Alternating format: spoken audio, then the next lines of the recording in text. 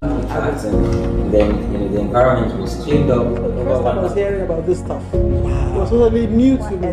With social impact consulting.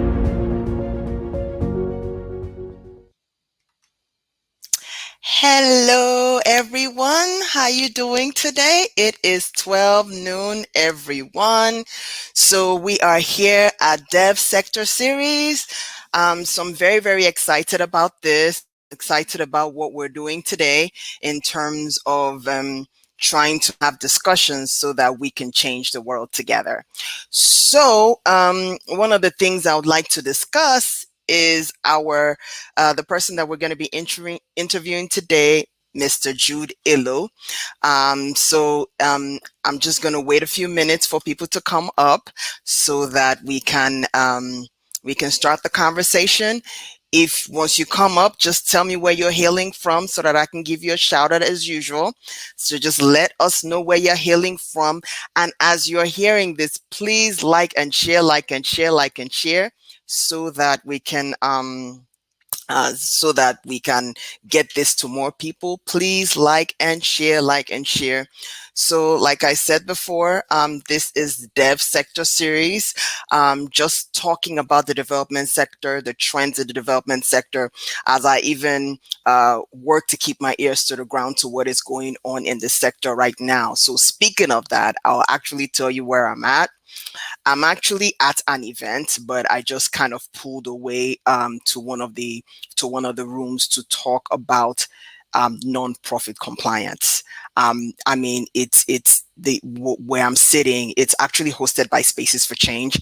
It is an amazing session about why the government is cracking down on nonprofits. You get what I'm saying? So I'm going to be talking to you guys more about this in more sessions to come. So I'm right here in Abuja, just wanting to be here with you all for Dev Sector Series. So as you are logging on, please like and share, and give us a shout out. Let us know where you are hailing from.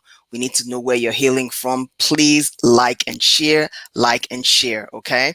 We want more people to get on board and let's know where you're hailing from. So I'm just going to give it a couple of minutes and for people to come in and join us. So we are at Dev Sector Series today. We're going to be interviewing Mr. Jude Ilo. He is the country representative for Open Society Foundations in West Africa, specifically in the Nigeria office. We are going to be talking to him about how he transitioned from pain to impact. He's not just a development advocate, a good governance advocate. He is also a girl dad, in commemoration of International Women's Day. He's also a playwright and a poet, and he wrote a book called Cassie. It's a book of poems. It's Cassie, Love, Loss, and Life. So we're going to be talking about that today. So wherever you're healing from, please just give us a shout out, and so that we can know where you're hailing from. I'm looking forward to seeing each and every one of you. So while we're just waiting to get people to come up, let me just introduce myself. My name is Efwa. I am the CEO of Social Impact Consulting. We're a development consultancy firm that maximizes social impact. What we do with that is we provide project support, we provide training advisory, and we provide monitoring and evaluation services, and whatever you need as a donor, as a nonprofit, as an INGO, as an implementing partner. I, look forward to hearing from you to that regard. But this platform here is to just showcase what development technocrats have been able to do, where their specialties are, what pushes their passion. So I'm looking forward to getting involved with you with this discussion on Dev Sector Series with Mr. Udo Jude Ilo. I'm very excited about this. So please as you're coming on, please like and share and let me know where you're hailing from. Where are you hailing from? What part of Nigeria? What part of Africa? Hi, Dogo David. How you doing? You are such a huge fan of my platform. Thank you so much for coming. Thank you so much for coming. Please hang tight as we talk to Mr. Jude Ilo. So please like and share, like and share, like and share. Okay. I guess I'm hearing from him now. Just a second. Hmm. Uh,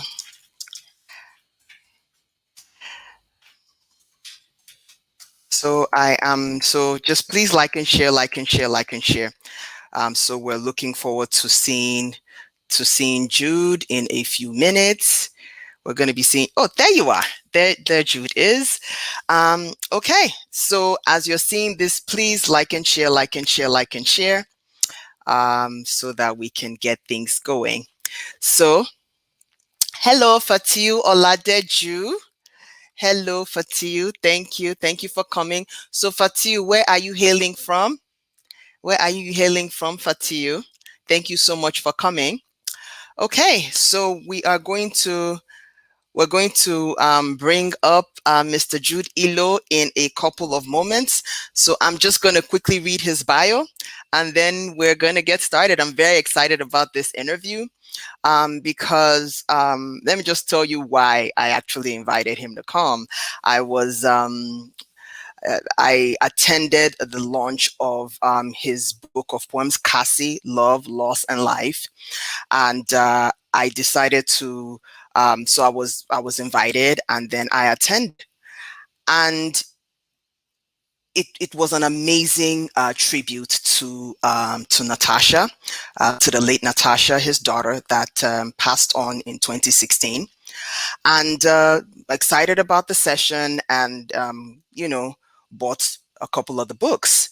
And then at night I just said, okay, let me just read it before going to bed, and I could literally feel his soul in the words of the page. So I'm just excited about this. I'm like, man, this is my senior colleague in the sector processing his thoughts on paper about an extreme loss he experienced, and even in spite of that, he was still able to keep pushing for good governance, keep pushing, for good democracy in spite of, and I just found it very remarkable. So I'm looking forward to bringing him up and having him share with us. So just a few shout out. I see Jennifer Nenji from Lagos. Thank you for coming, Jennifer. Fatiu Oladeju from Ilorin, Kwara State. Thank you for coming. Cameron Hall from the ATL. That was my second home to Chicago when I was in the US. Thank you so much for coming, Cameron. So I'm going to read Jude's bio, and then we are going to get started. So this is about Jude. So Jude Ilo is a Nigerian poet, writer, and lawyer known for his contribution to the promotion of civic engagement, democracy, and social justice across Africa. He is married to Nkem Lim Ilo and is a father to two young resilient girls. So in commemoration with International Women's Day, so we are talking to a girl dad, okay? So after writing and producing his first stage play fresh out of secondary school in 1994, he went on to become the president of Anvil Theatre Club in Enugu State University of Science and Technology in 1999. As a lawyer, he has been working in the development sector for 17 years. Over the years, Udo has provided commentaries on issues concerning Nigeria and the continent through op-eds, radio, and TV appearances. His connection to the over the years and has incorporated the arts as a tool of citizens mobilization and education in his work as a good governance advocate. So allow me to introduce to some and present to others Mr. Jude Ilo. Hello, Jude. How you Hello, doing? I'm doing great. How are Hi. you? I am excellent. Thank you so much for accepting my invitation to come chat with us today. My pleasure. Good, good.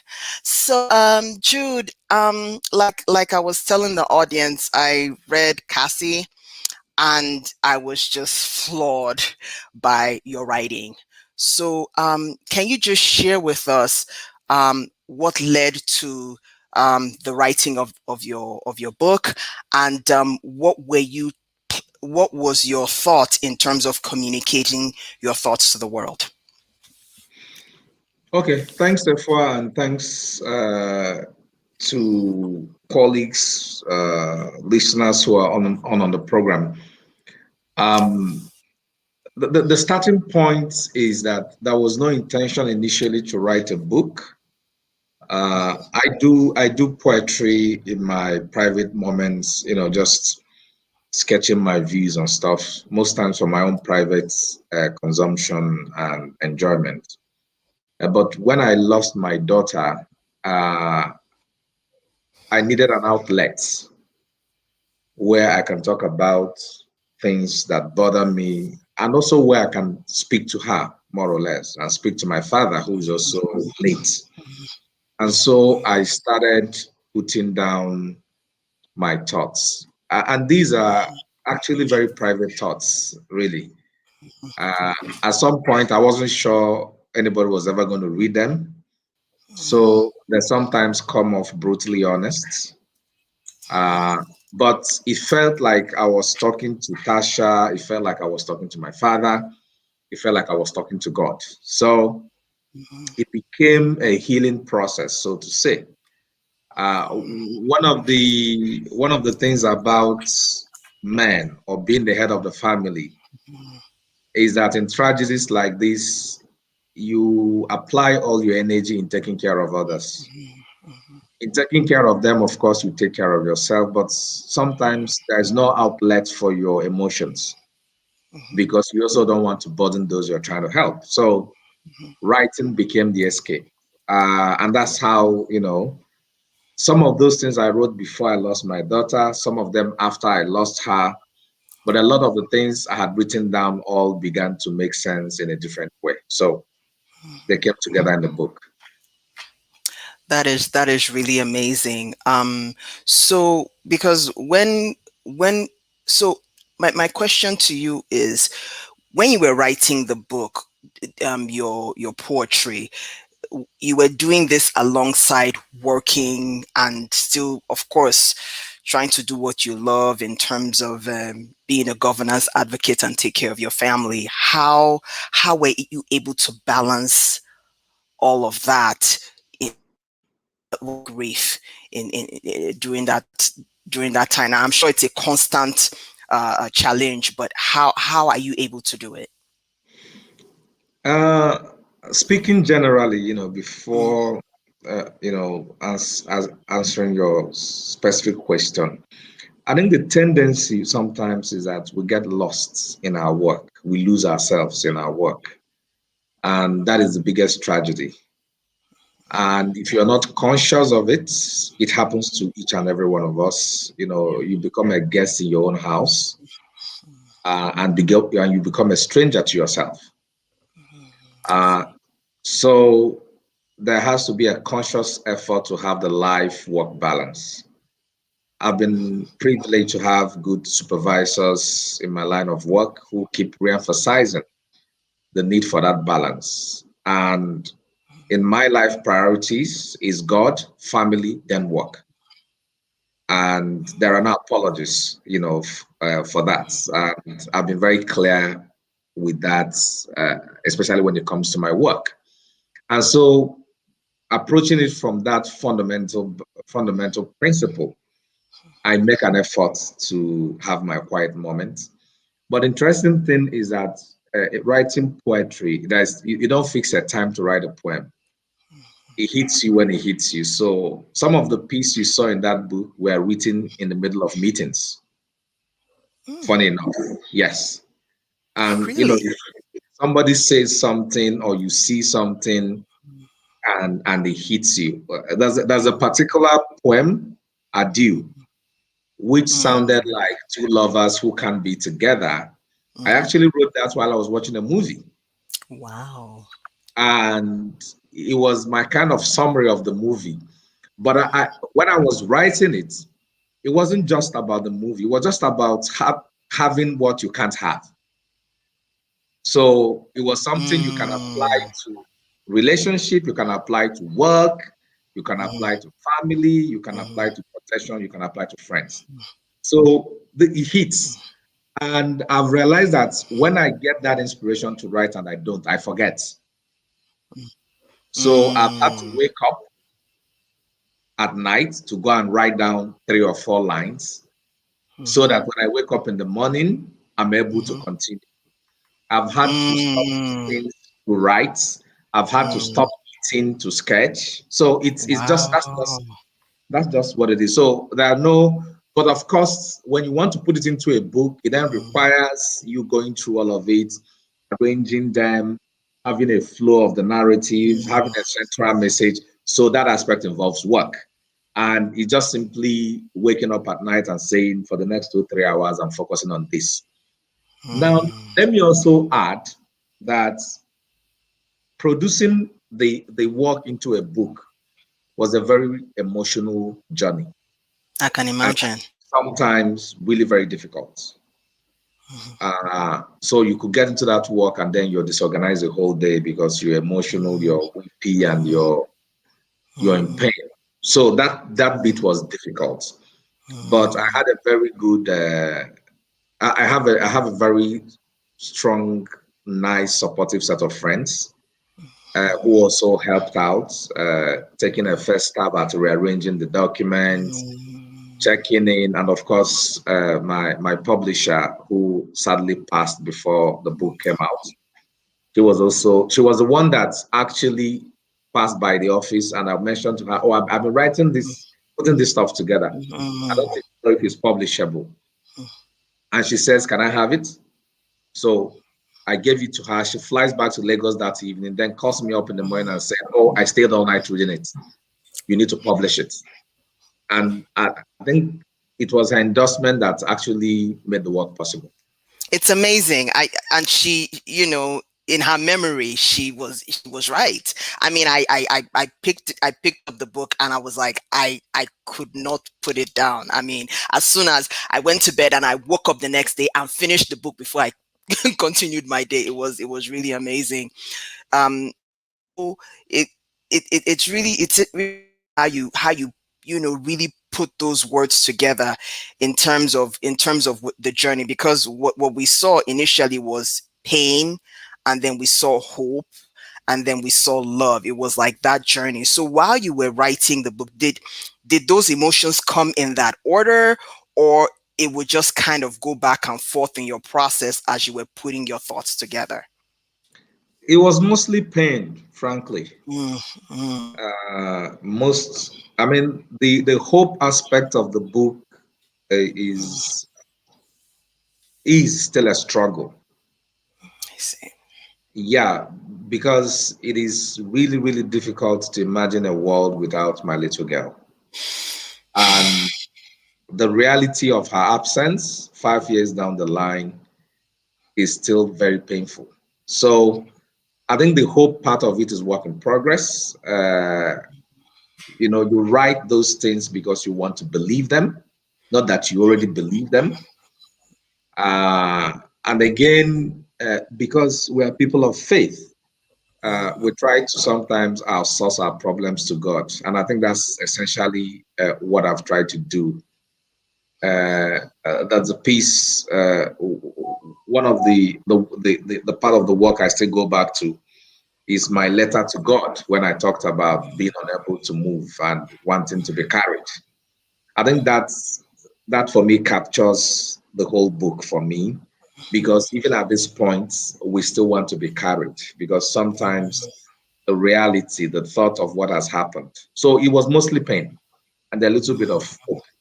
But the love aspect, of course, is ingrained in the pain, because like I said, sometimes the pain reassures you of love. I know that sounds Yeah, strange, it but the pain reassures you of love because it's it because of the love that exists that you have pain, and as long as the pain is mm, there, you're mm, convinced that the love is still there. the love is still there. And there was an aspect of the poetry I read about um how Natasha transitioned, and it's like I felt, it's like you could feel the pain of it, but you could also see the beauty of it at the same time. So it's like seeing your journey of trying to understand what happened and seeing the good in it. It just Jude, your writing is amazing. You were really able to describe it in a way Thank where you.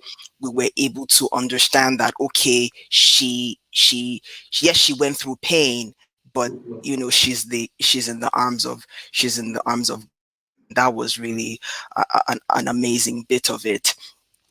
And is can I ask a question? Is that what I mean? Yes, you have a work life balance in terms of being very aware of what's important. Do you feel like that is what drives the work you do right now as a governance advocate? Uh, I think to to if I want to sound cynical, what drives the work is survival. Yeah. Is survival because the problems we have here in the country around us is existential. So you know that if these problems are not solved, you probably die. So there's this element of self survival in the work we do. Mhm. So it's not a Mhm. matter of I want to help this Mhm. community, I want to Mhm. help that person. We Mhm. want to help ourselves because we're implicated Mhm. in the mess that is Nigeria Mhm. and is our world. So to some Mhm. extent, yes, is for me, I want to survive. And for me to Mhm. survive, this work has to be done. Mhm. Of Mhm. course, Mhm. there is the altruistic element to it. The whole idea, which again bears from my own faith, uh, that it is in giving that you receive. It is in blessing others that you are blessed. It is in doing that you learn. So what that means essentially is that the work we do is a Mhm. duty we owe to humanity, Yeah. and for me, it drives from my faith Mhm. that, you give more, you have to give. The Mhm. moment you stop giving is the moment you die. That Yeah. was a Catholic bishop, Mhm. Bishop Okoye, late. Okay. Okay. I think he even died before I was born. But he said something that there's never a person who goes broke from giving to God, and not giving in the materials, just like money. What he was just simply saying is that as long as you keep serving people, as long as you keep serving a cause bigger than yourself, you will never go wrong. So for me, that's the motivation for this work. That beyond the fact that we need to survive as a people, we also have to work in the service of others, because nobody eventually will ever remember you for buying yourself a car or for building yourself a big house. People will only remember you for what you've done for other people. That's the reality of life. We can only be remembered for what we've done for other people. So it's not just about being in the development space. In any space of human endeavor, the driving force should be in the service of others. You might get paid for it, which is all good and fine. But if there is no passion, if there is no sense of giving in the work Mhm. you do, in Mhm. every sphere of work, it's not Mhm. going to come out good. It will just be like Yeah. ticking the box. And Dr. King captured it quite eloquently Mhm. when he said, if you're sweeping the street, Mhm. you have to sweep it so well, that the angels of heaven will come together and say, what an excellent sweeper this guy is. you know, sweep like Michelangelo painted. Mm-hmm. So for me, that's what it is. To be the best in what we do for the sake of service to others. Wow, that is really amazing because, and I believe that a lot of times, you know, the universe and God puts us in situation that brings out the best that's already on the inside of each and every one of us.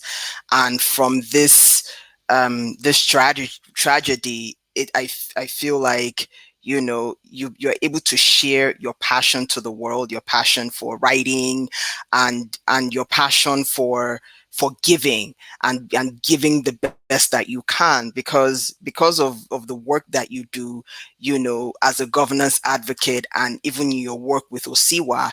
I feel like it, hundreds of organizations, even thousands, are benefiting from it, and the nation at large is benefiting from it. This is just is really amazing. Please, can you just give us some information, because we had the launch of Cassie and the launch of the Natasha Ilo Foundation. Can you just share some insights about the foundation and what it intends to do and how people can support?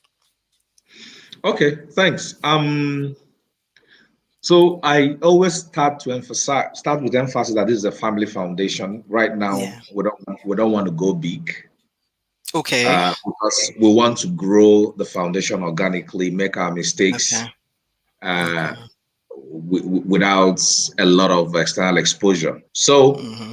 what we want to do, three things we want to do, and I quite basic.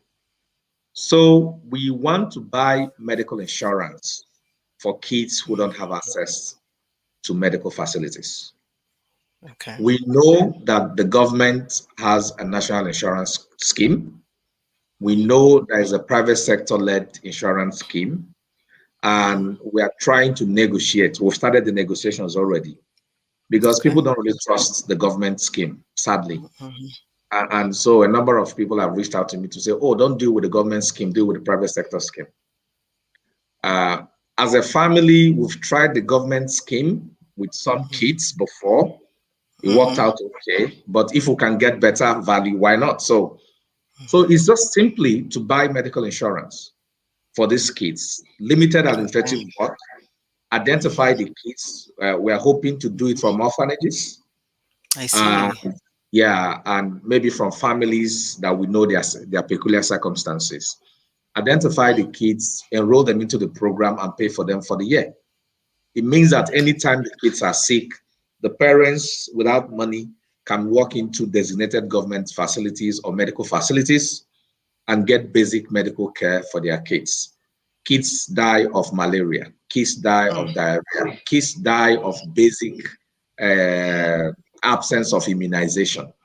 This kind of insurance coverage gives them the basics, I and we're see. hoping we can save lives with that. And we'll just keep enrolling. And we want to get to a point where we can have a kind of understanding with the insurance companies where people can pay money to the insurance company without even giving us the money. And the money will be applied to the scheme for these kids whose names the insurance company will have. That's I what we're see. hoping to get to. And to grow it into a national campaign of one child, one insurance. One child, one medical insurance campaign, but it's in the long term. This insurance should be the government insurance, as last time was about 15,000 naira per annum. We are hoping we can get something within the neighborhood of 30, 40,000 for the private insurance. And what it simply means that anybody, anywhere can just pay the money for one child, and we grow the number of I kids who see. enroll. Yes. So I that's what we see. want. I see. The second thing we want to do, we know that the primary school is almost free across the country. Mm-hmm. We want to see how we can step in at the secondary school level and pick out kids, indigent kids, whose fees we can pay. Again, we are hoping to have a database across, know the schools these kids are at, and then have people pay to the school, and the kids can go to school for the year. So we've done a bit of this as a family without the structure of the foundation, but we want to move all of that effort within the foundation. And we're looking forward to the new school year in September to do a bit of this. But we are prioritizing the medical insurance for now because we don't have a lot of money. Yes. Then the third thing we want to do is to link up people who work in the space of sexual and gender-based violence, link them up with local churches for now, just to come there and talk about those issues and provide contact details so that people who are caught up in that environment, kids, women, can reach out and get support. So we are not providing any support. We are just trying to be a conduit between survivors and organizations that can provide support. And we feel that with the kind of network we have, friends, families within local churches across the country, we're able to do this at little or no cost to the foundation. So those are the things we are starting with for now. And you never know, maybe in some years I can retire from this work and then sit down and just do the foundation work. That is really amazing. So so what I'm going to do on this stream is I'm going to put the links on to the Natasha Ilo Foundation, and also to a location where they can purchase Cassie and experience the same thing that I experienced when I was reading the book. I wanted to find out if you had any final words for men like yourself, and hey to being a girl dad, for men like yourself that are experiencing grief, and how they can cope with it, because there's not a lot of conversation about how men deal with grief. It's just kind of, we women, we can just fall apart, and be fine. But for men, it's a bit more challenging. So how can they do that just like you did and are still doing? I think grief is a challenge, for both men and women. Yeah, like you said, women could be more expressive about theirs, which helps, but still it requires some significant amount of personal work, to get away from the darkness. I think the starting point is that it is good to feel grief. Because when bad thing happens to you and you don't feel anything, is worse. It's good to feel grief. Yeah. It's good to cry. It's good to express emotion. I think we don't look at it as being manly to cry. So you need to find a way, your own outlets. Everybody's not good at screaming and shouting and crying in front of people. But I think as individuals, it's important to give expressions to your pain. The second thing is that you must have people you talk to. I see. You can't deal with it all by yourself. You must have people you can open up to, be real, tell them about what you're going through. I think is very helpful. If you can't talk to people, then write, because that's also another way. And you don't have to write for people. Just pour out your heart. That's something I've always, asked people to do when they're very angry, maybe with your boss, or you're angry about something, to write an email that you will not send to the person you're angry with. And what has happened most times is that by the time you finish writing that letter, you're able to better manage your anger. It's the same thing with grief. When you pour it out, be it to a friend, be it to somebody, or be it in writing, it helps, to see it clearly. It doesn't solve the problem, but, it helps a bit. The other thing is that the biggest way to find peace is to help others find peace. And so when you are in service of people, It helps when you're dealing with sorrow, when you're dealing with pain. If you apply yourself to helping others, understanding what they are going through, that experience will also help you understand what you are going through as a person. So in helping people and in supporting those around you, somehow you're also supporting yourself, because the solidarity you give them comes back to you. So it becomes a shared journey and a shared pain, and that helps. The fourth thing is, every individual, we all have our anchor. Some people have it in their faith. Some have it in music. Some, find your anchor and use it. If you're a I see. praying person, pray like your life depends on it. If you're a sports person, exercise like your life depends on it. But be able to go to that your anchor place, your good place, and make use of it as much as you can. For my family, you know, we're faith family, and so that was a lot of very uncomfortable conversations with God. Which, if I play back, I'll be wondering what got into me when I was saying those things. But yeah, but it helps. It Yeah. helps. That escape is really very, very important. But that's essentially, there's no formula. The truth is, we all process grief differently. I'm just talking about what helped me. It might not work for the next person, but find what works for you and do it. But what you must not do is to bottle it up. That I know is destructive.